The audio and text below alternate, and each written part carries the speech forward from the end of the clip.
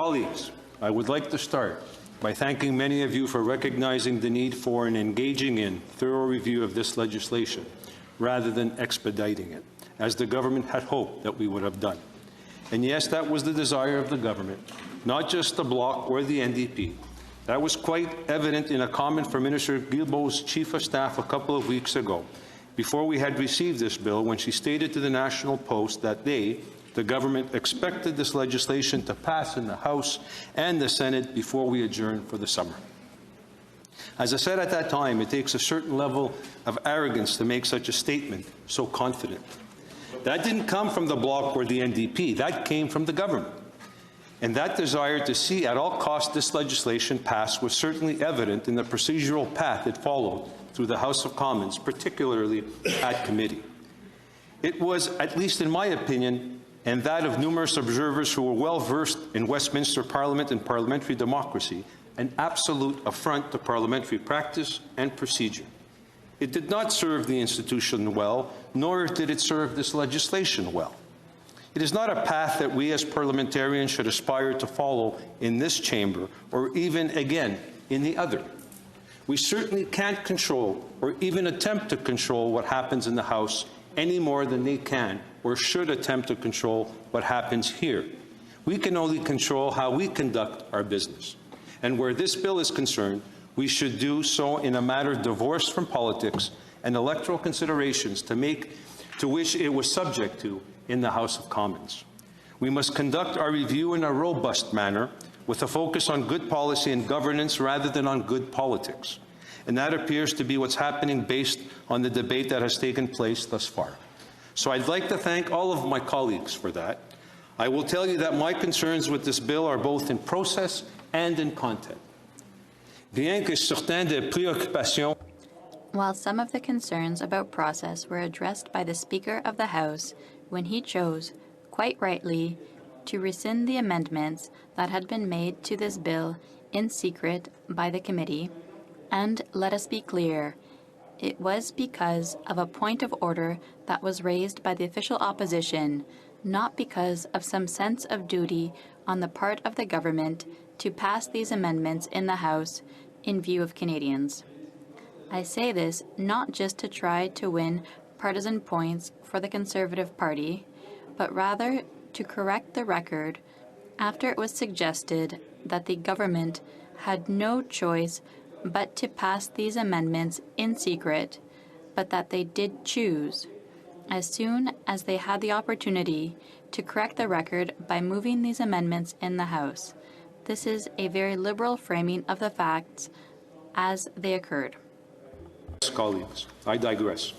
The point is, the process this legislation followed in the House remains a large part of the problem that I and many stakeholders have with Bill C-10 because of the consequences that have resulted from that process. With all due respect to my colleague and friend Senator Dawson, the sponsor of this bill, it does not do what the government claims it does. Again, with respect, Senator Dawson's speech last week was an oversimplification of both C-10's intent and its consequences. I would like to thank our colleagues who engaged in last week's debate, but in particular, I would like to thank Senator Simons because I think she did an excellent job of breaking down what this bill is meant to do versus what it actually does. And I certainly will be touching on many of those same issues.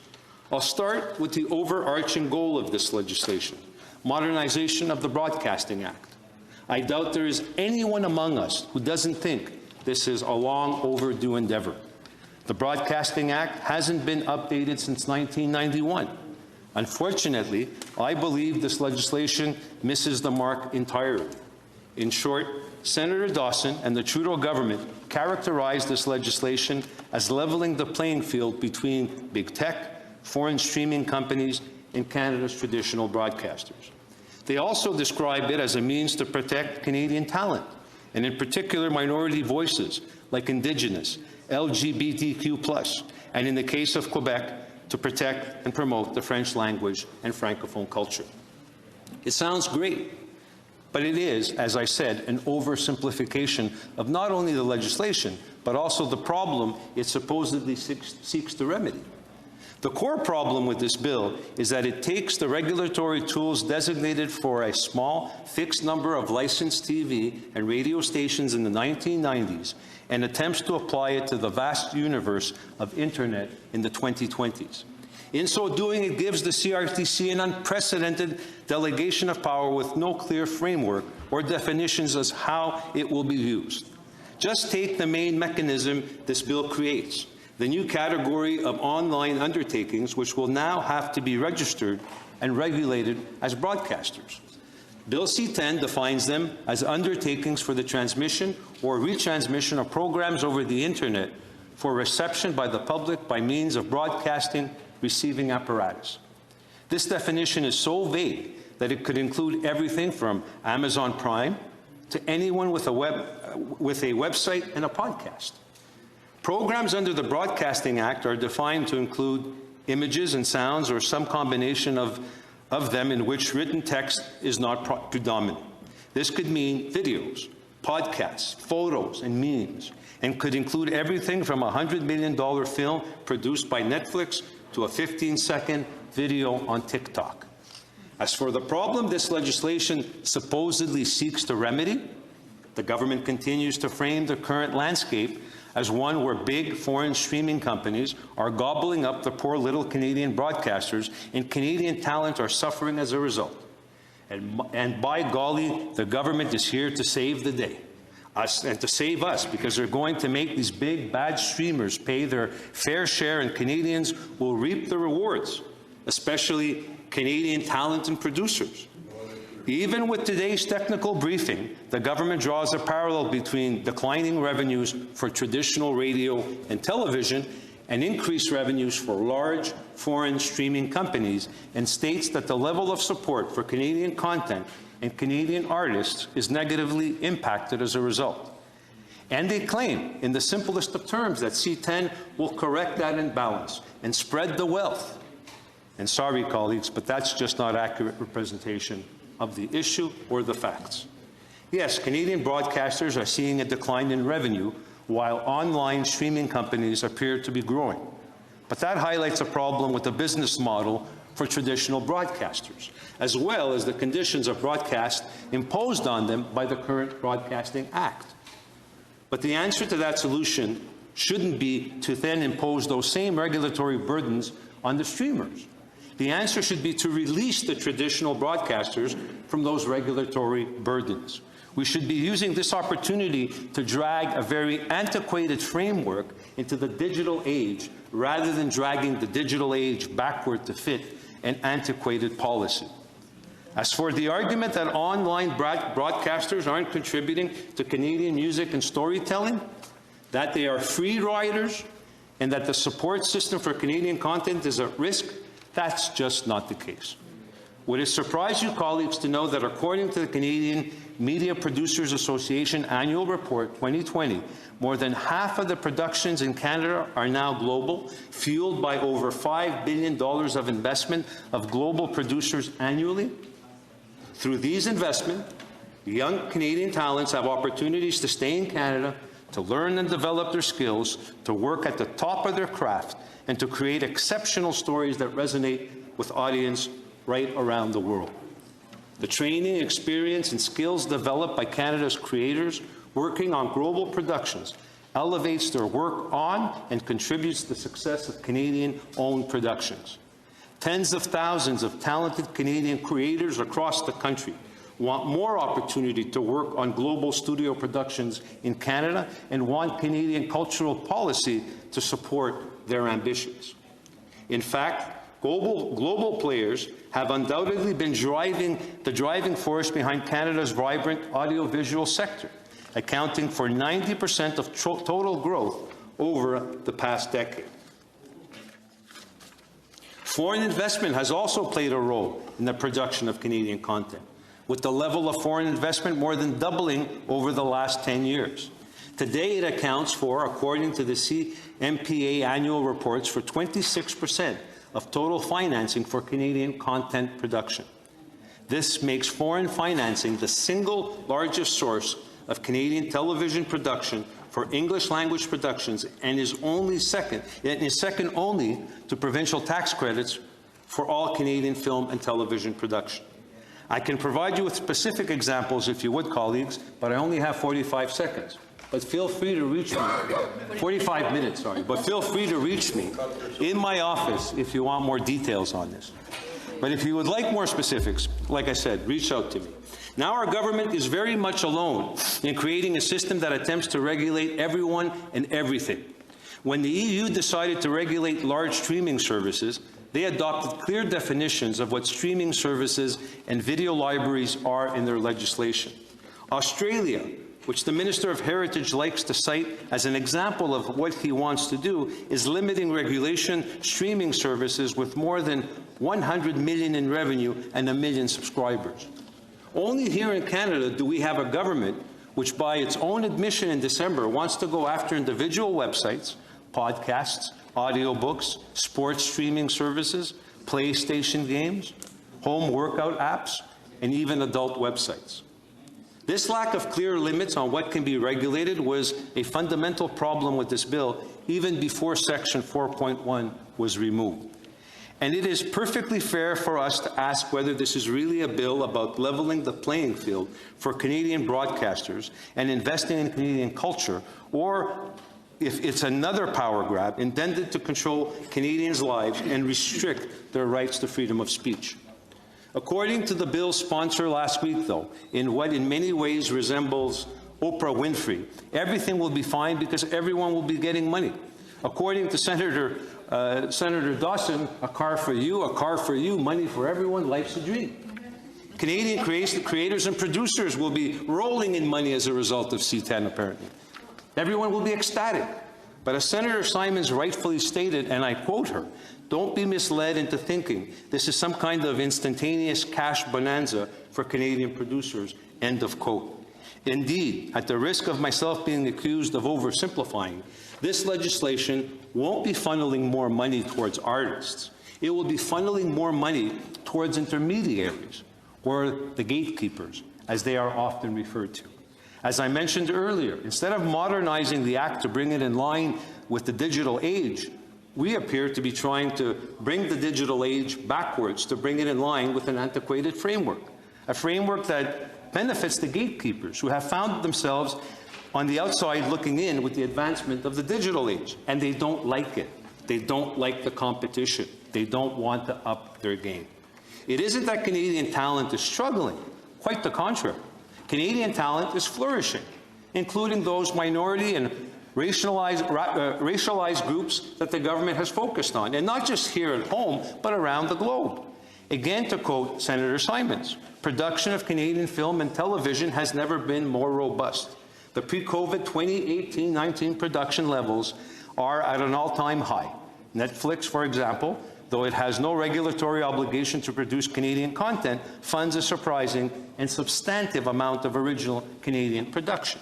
It also exposes Canadian-made films and television shows such as Schitt's Creek, Funny Boy, The Travelers, to large international audiences, colleagues. End of quote. So, colleagues, why would we get in the way of that? Why would we? The problem isn't a lack of investment in Canadian talent and Canadian stories. The problem, if you see it that way, is that it isn't happening directly without the need of intermediaries like the Canadian Media Fund. So the middlemen aren't getting their cut of the pie. And that's worse for them. They're not controlling which artists and which producers then are receiving funding. They want to pick the winners and the losers. That's the beauty of the digital age. The success of artists and producers isn't determined by the gatekeepers. This freedom of the digital age also allows artists and producers to post their work directly to the internet. And it allows them to find each other and to make their own decisions about whom they wish to work, again, without interference from professional associations or without needing to go with cap in hand looking for funding from various agencies and boards. Again, why would we get in the way of that?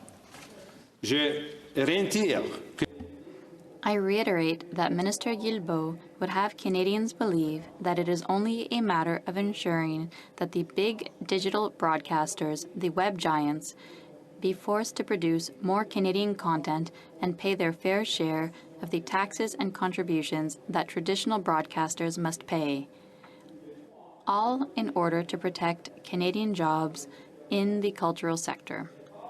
Perhaps the most obvious gap between rhetoric and reality is in the promises of additional investments in Canadian content required of the web giants, which is what the minister has told the arts community he would be able to impose. During the last debate in the House, his parliamentary secretary said he had no idea what the web giants were making in Canada and that only the passage of C-10 would tell us. The minister also claims to be able to cost the expected investments in Canadian culture by these same web giants as a result of C-10 at exactly and precisely $830 million, and cited this number to stakeholders with total confidence. The opposition members of the Heritage Committee repeatedly asked, even passed a resolution asking the minister to provide a detailed calculation explaining how he arrived at this number. Colleagues, 8 months later, he has yet to do so. This bears repeating. This isn't about creating investment in Canadian artists and Canadian stories. It's about redirecting those investments through third parties so the middlemen, the gatekeepers, get their cut. There's nothing fair or level about it. It's certainly not for the creators and producers and not for consumers. The content investment requirements the minister has mused about imposing on large streaming services under C-10 at over 30% of gross Canadian revenue would be the highest in the world, and they could have exactly the opposite effect of what was intended. Requirements that are too onerous will only lead the Netflixes and the Disney Pluses to exit the Canadian market and license out their U.S. programming to an existing Canadian platform like HBO does to BCE's Crave, reducing consumer choice and affordability.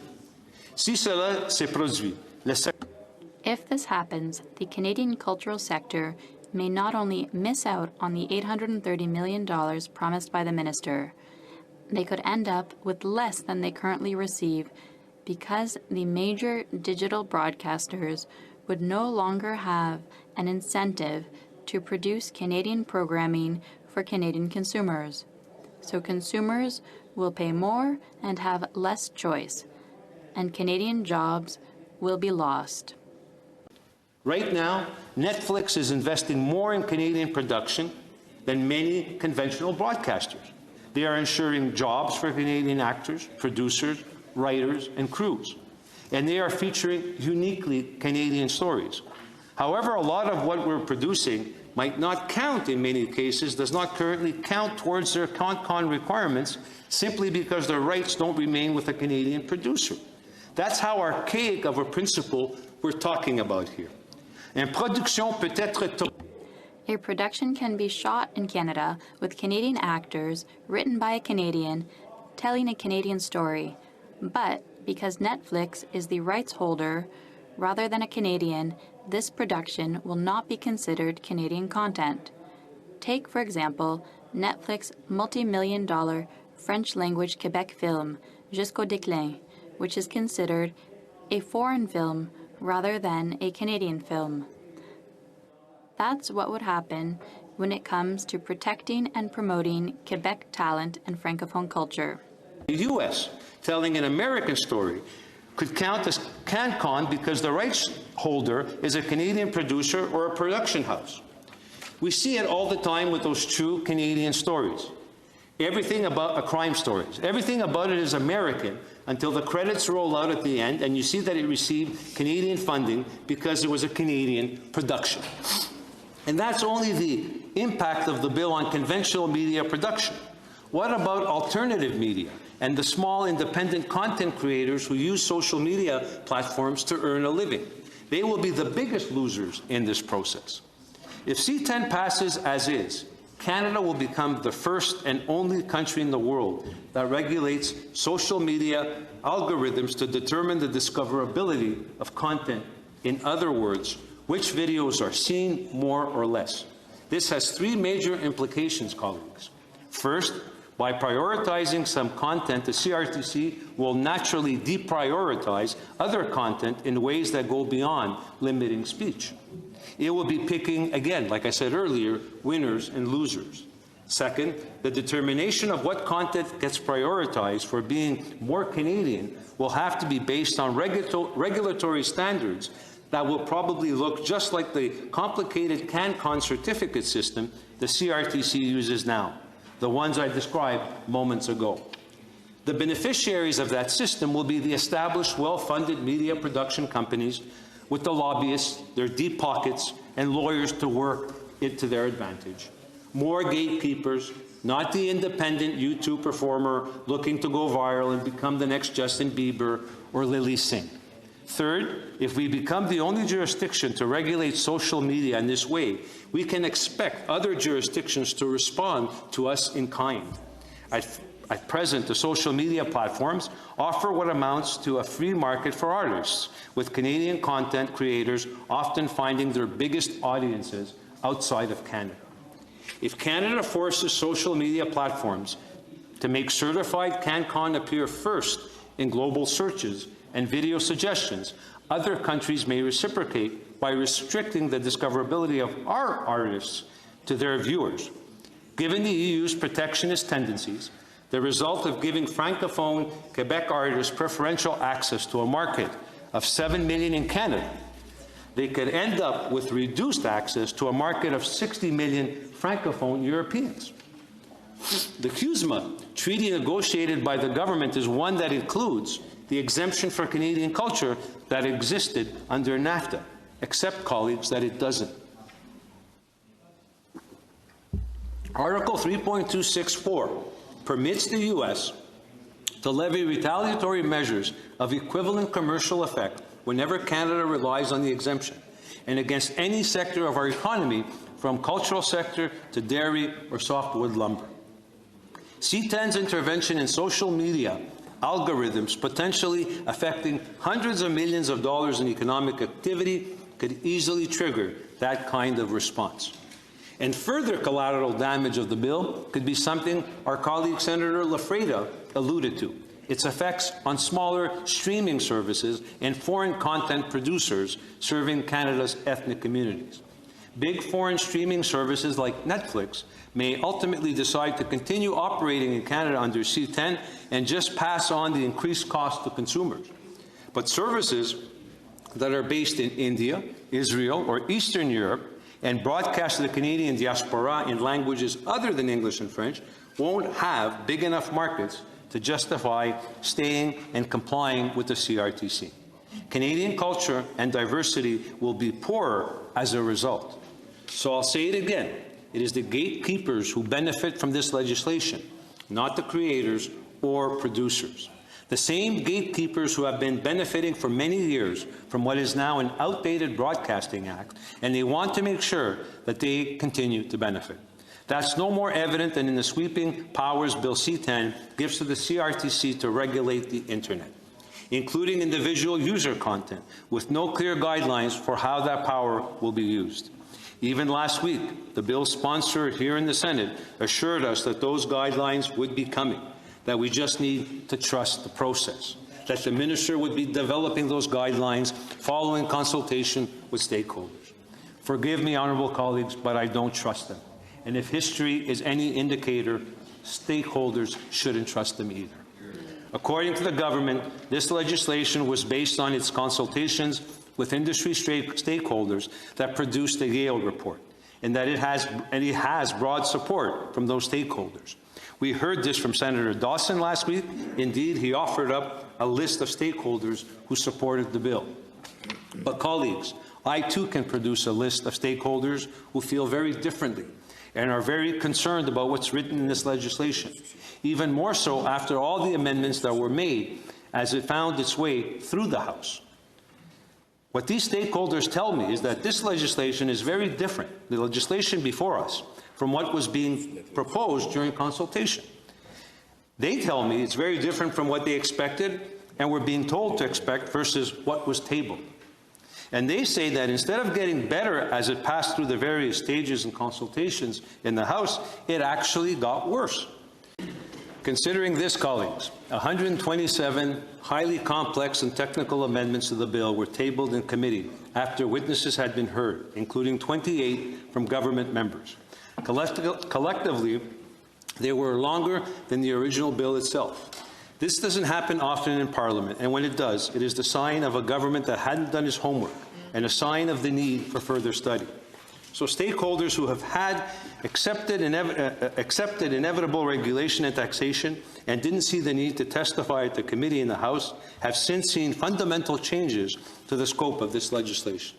And they rightfully feel it is imperative that senators hear their concerns about the consequences, unintended or otherwise, of those changes and consider amendments to address them. And that's especially true with the removal of Clause 4.1, a clause that protected user-generated content.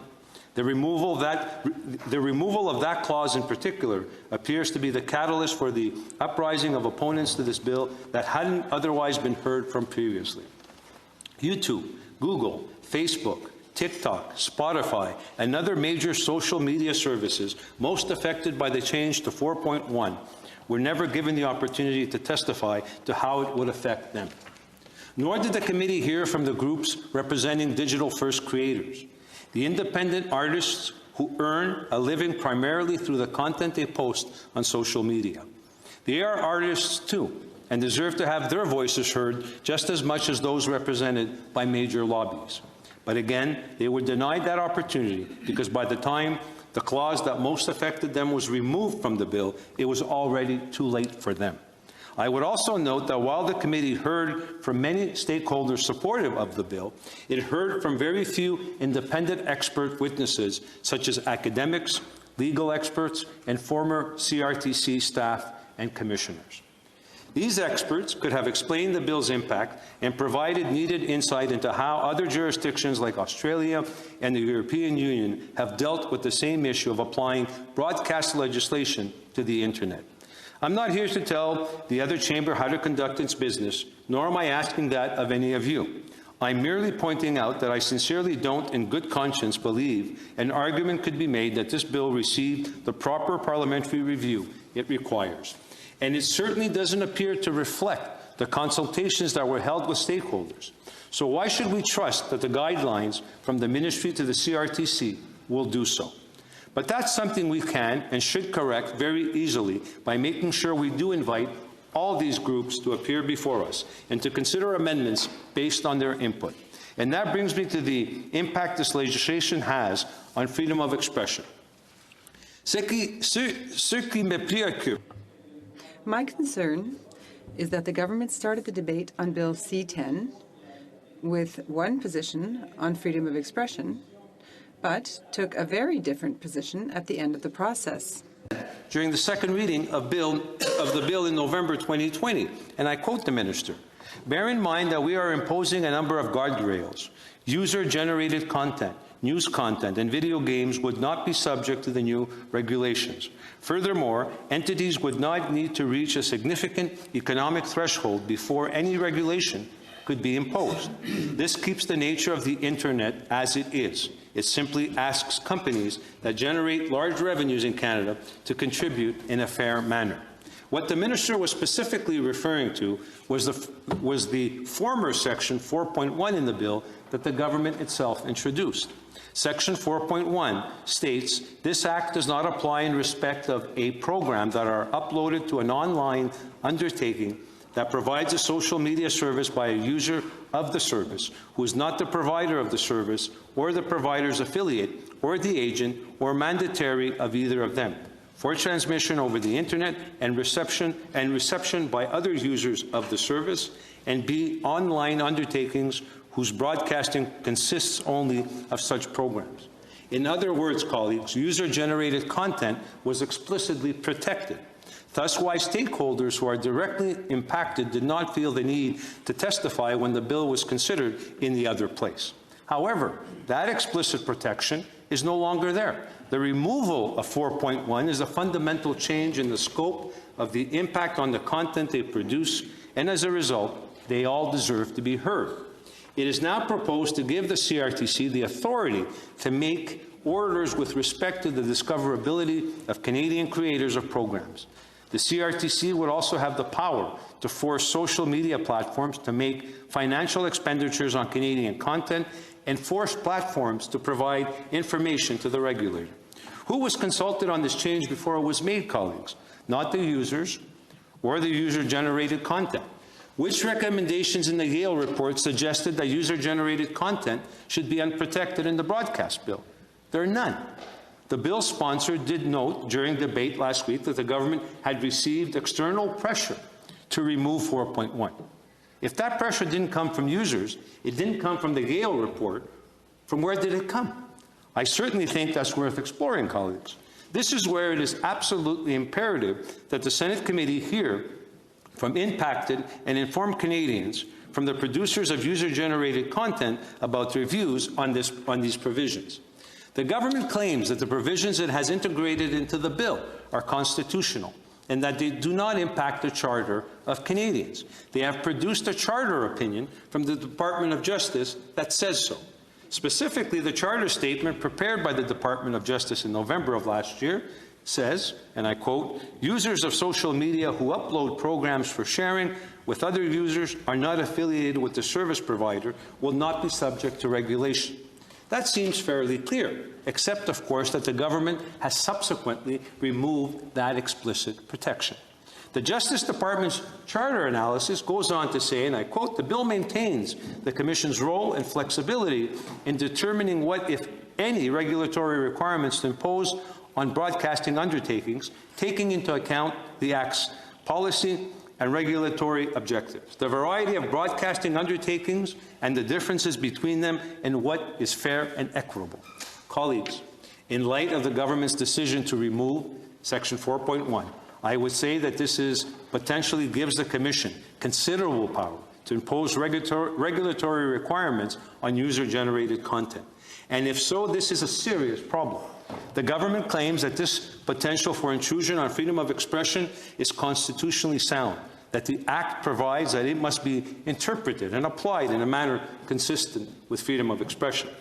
Now, whenever we raise questions about the protection of freedom of speech in social media, the government will always claim that users are protected by Section 2.1 of the bill, and that Section 4.1 wasn't necessary.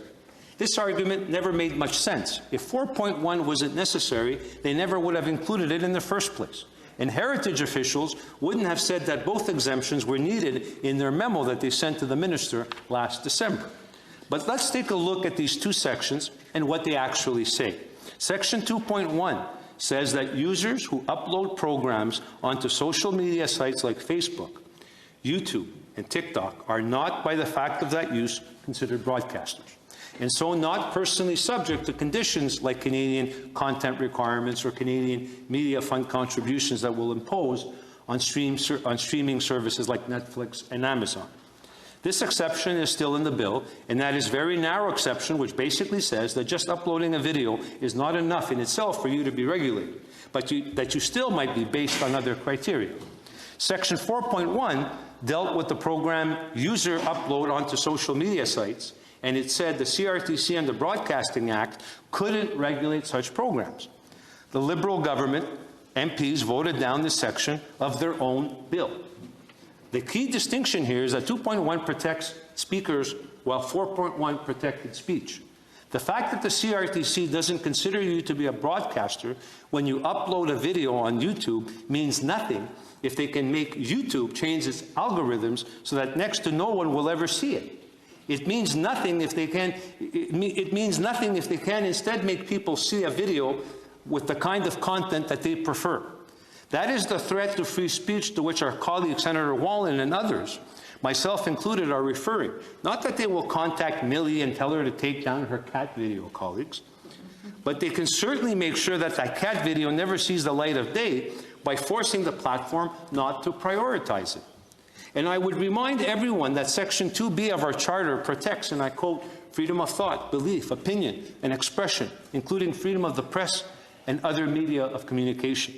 It doesn't say that you can express yourself as much as you like, but that politically appointed commissioners can go in and deliberately limit your ability to be heard in what has become the most important medium of communication of our time. I would also caution that C-10 could be seen as part of a three-part assault by this government on the freedom of Canadians online. C-10 will let the CRTC decide what content they will see more or less. Meanwhile, C-36, introduced on the last sitting day in the House, brings back Section 13 of the Human Rights Act, which threatens their rights to free speech and due process. And in the fall, the Minister of Heritage plans to create a national speech regulator, colleagues, with the authority to remove any content it finds offensive within 24 hours. When asked about this, and I quote the Minister, "If you thought C-10 was controversial, just wait," end of quote. We should also probably not take the Justice Department's charter analysis on C-10 as a definitive word on this matter. The opinion of the Department of Justice on the constitutionality of a bill has not always coincided with the judgments of the Supreme Court of Canada. Our committee should hear from legal experts, persons with perspectives on all sides of this issue, to determine whether this bill and its provisions are actually fully compliant with the Charter of Rights and Freedoms. Without prejudging that matter, I will note that a number of very informed individuals have been quite vocal on this matter already. Many colleagues are already likely very familiar with what Professor Geist of the University of Ottawa has said. This speaks to the CRTC imposing conditions on what gets prioritized or promoted in user feeds. I believe that clearly involves speech regulation. This remains an unworkable, dangerous bill, driven by lobbyists' demands rather than the interest of Canadians. No other country in the world has adopted this kind of regulation. We need to put back Section 4.1 or exclude all scope of regulation of this kind of content. That would include the discoverability, which does go without question to choices and then ultimately to net neutrality. I would urge our committee to hear from Professor Geist directly and let him make his arguments to us. Professor Geist is not alone. The former advisor to Prime Minister Jean Chrétien, Warren Kinsella, and I quote him, "No other country in the world is proposing to regulate the Internet in this way, save and except China or Iran. Nor is the bill what lawyers call proportional. No other country is using sledgehammer to kill a flea, as C-10 does." Some senators may instinctively disagree with Professor Geist or Mr. Kinsella, but I think what has struck me is that they are far from being alone in their assessment of this bill. Timothy Denton was a national commissioner at the CRTC from 2009 to 2013. He is now chair of the Internet Society of Canada. Mr. Denton wrote in an article in the Financial Post back in March that this bill is not about broadcasting, but rather about speech control over the Internet. And I quote him, "Their fundamental proposition is stunning, that freedom of speech through video or audio should be in the hands of the CRTC, including Canadians' freedom to use the Internet to reach audiences and markets as they see fit." Mr. Denton goes on to write that, and I quote, "In practical terms, because of how the CRTC Act is constituted, in that one chair and two commissioners constitute a hearing panel, three political appointees could extend CRTC jurisdiction over speech." Bruce Pardy, professor of law at Queen's University, has expressed his own legal concerns about C-10. And he has argued, Bill C-10 will not directly regulate individual Canadians who use online platforms, but it will regulate the content that they post, and thus empower the CRTC to require tech companies to do their dirty work. The companies will regulate their users and manipulate the discoverability of content in accordance with CRTC policies. Bill C-10 will not supervise online speech directly, but indirectly threatens to strangle it. Professor Pardy argues that this approach has serious constitutional implications, presenting the prospect of an ever larger administrative state, incrementally but indirectly eroding fundamental freedoms. Colleagues, we need to study these criticisms closely. We need to hear directly from witnesses at all levels of society. I believe that these issues raise fundamental questions about the nature of the society we want to live in. The Senate is uniquely placed to undertake this work, but I believe that our committee must also be given the time it requires to properly study the serious issues at stake. We will need to look carefully at what the Minister and the government have said, and what the Department of Justice has argued about the Charter implications. as well as the evidence of other legal and communications experts. In my view, a thorough review by a Senate committee is all the more imperative, given the speed at which this bill has moved through the legislative process in the other place. Himself, a member of the governing party, was compelled to react, to rectify the lack of proper parliamentary procedure that occurred in committee, with passing of amendments being done in secret. As a former Speaker, I was impressed by his integrity. One can only imagine the political pressure he was under to just look the other way. Notwithstanding the Speaker's courage in this matter, and the fact that these latter amendments did not find their way back into the bill during the chamber debate, I submit that the way this bill has been handled in the House should trouble every member of Parliament and this chamber. It suggests to me that if there was ever a bill on which the Senate must exercise its sober second thought, it is on this bill. Colleagues, in summary, this bill is not about increasing investment in Canadian talent and Canadian storytelling. It is about control of that investment. It's about who gets to hold the purse strings. The truth is, the digital age has afforded more freedom, more flexibility than ever for artists and producers to show their work to broader audiences all around the world, outside of the confines of Canada. And in so doing, the gatekeepers have been cut out of the process.